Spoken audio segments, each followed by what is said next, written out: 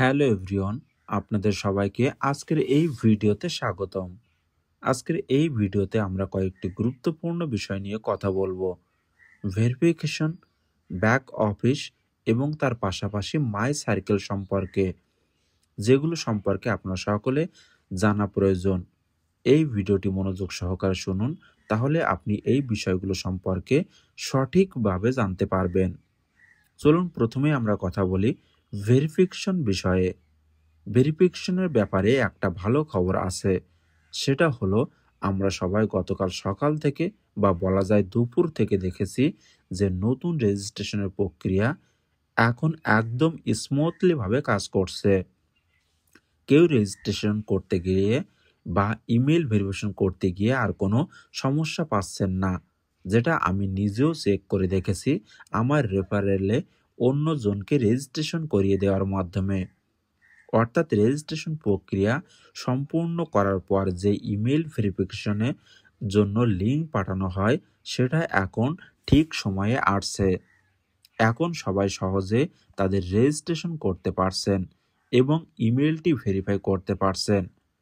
আগে যেমন আমরা বলেছিলাম টেকনিক্যাল টিম নিরন্তরভাবে কাজ করে চলেছে এবং এখন প্রায় সব সমস্যা ঠিক হয়ে গেছে।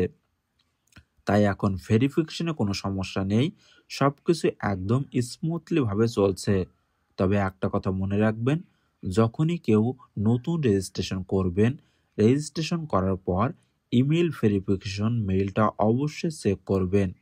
যখন জিমেইল অ্যাপ ওপেন করবেন, প্রথমে প্রাইমারি ইনবক্স চেক করুন। যদি সেখানে না পান তাহলে স্প্যাম ফোল্ডার অবশ্যই চেক করুন।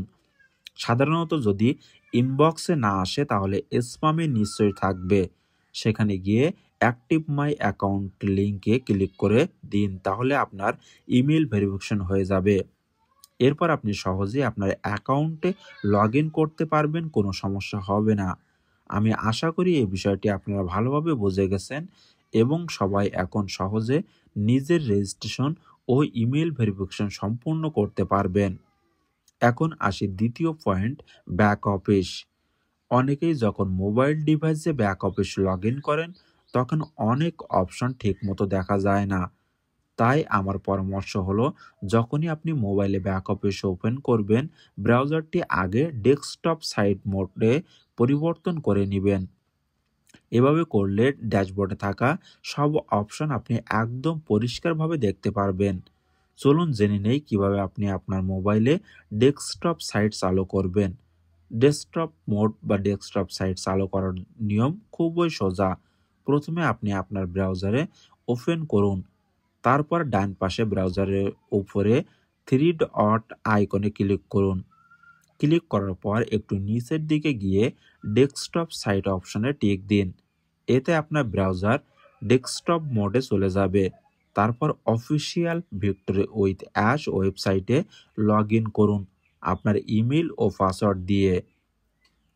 তখন আপনার ব্যাক অফিস ডেস্কটপ মোডে খুলবে এবং সব ফিচার একদম পরিষ্কারভাবে দেখতে ও ব্যবহার করতে পারবেন। এখন আসি তৃতীয় পয়েন্ট, মাই সার্কেল নিয়ে।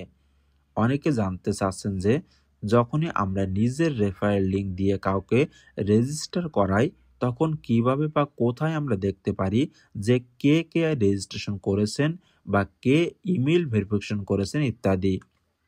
তাহলে মনোযোগ দিয়ে শুনুন, যখন আপনি আপনার ব্যাক অফিসে লগ ইন করবেন এবং লগ ইন করার পর স্ক্রিনের ডান পাশে উপরে আপনার নাম বা প্রোফাইলে ফটো দেখা যাবে, সেখানে ক্লিক করুন।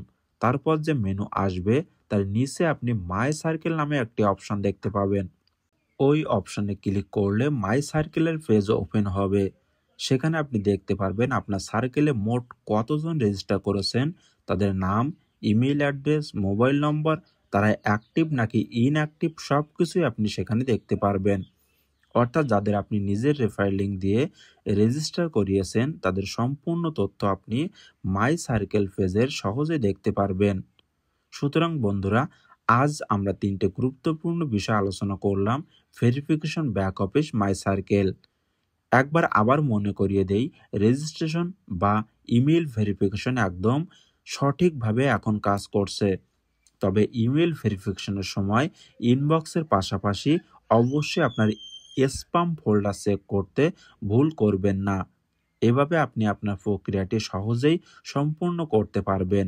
শেষে বলবো, আপনি যদি এই চ্যানেলে নতুন হয়ে থাকেন তাহলে অবশ্যই চ্যানেলটি সাবস্ক্রাইব করুন, যাতে সময় মতো সঠিক তথ্য আপনি এখান থেকে জানতে পারেন। এছাড়া আপনি যদি ভিক্টরি উইথ অ্যাশে রেজিস্ট্রেশন না করে থাকেন তাহলে আপনি সঠিক ব্যক্তির রেফারেল লিঙ্কের মাধ্যমে যুক্ত হয়ে থাকুন, যেন পরবর্তীতে কোনো সমস্যা হলে সঠিক সময়ে তার থেকে সমাধান করতে পারেন। এছাড়া আপনি যদি আমার লিঙ্কের মাধ্যমে যুক্ত হতে চান তাহলে আমার টেলিগ্রাম গ্রুপে দেওয়া সেখানে লিঙ্কের মাধ্যমে আপনি রেজিস্ট্রেশন করতে পারবেন, অথবা আমাকে সরাসরি মেসেজ করবেন, তাহলে আমি লিঙ্ক দিয়ে দিব। ধন্যবাদ সবাইকে।